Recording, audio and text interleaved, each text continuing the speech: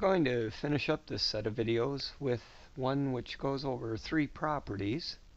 The first is the power of a product property, and this says if you have the power of a product, you can choose to think of that as the product of each of the original factors with the original exponent. The second property we're going to use makes use of the idea that finding a square root and squaring are inverse operators.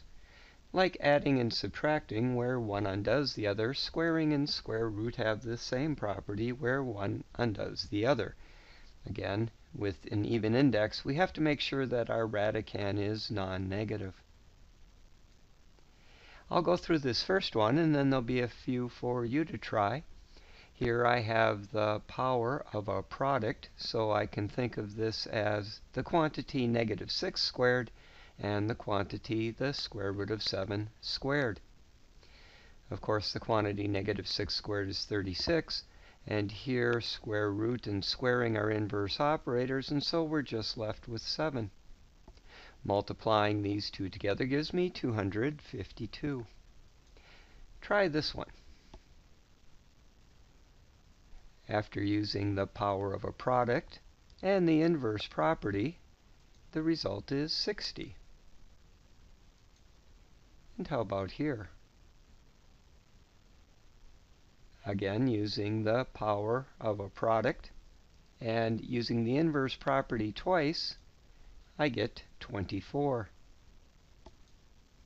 Try this one. It might be best to think of this one as having three factors: a factor of -1, a factor of root 16, and another factor of root 15.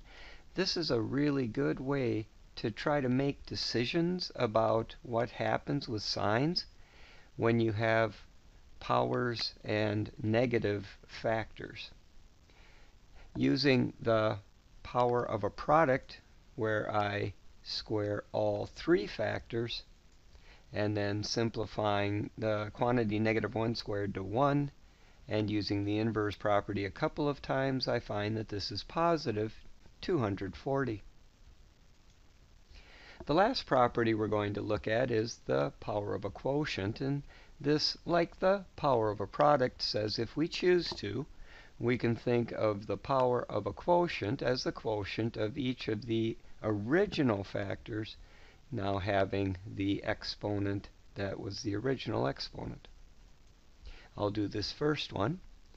Using the power of a quotient, both the numerator and the denominator would be the base for the original exponent. In the numerator, the inverse property will give me a 3. In the denominator, I'll be able to square and get a 4. Try this one.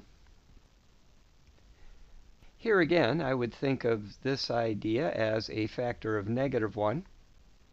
Now using the power of a product so that each of the factors get the square, and then this factor I will then use power of a quotient, and I'll get to this result.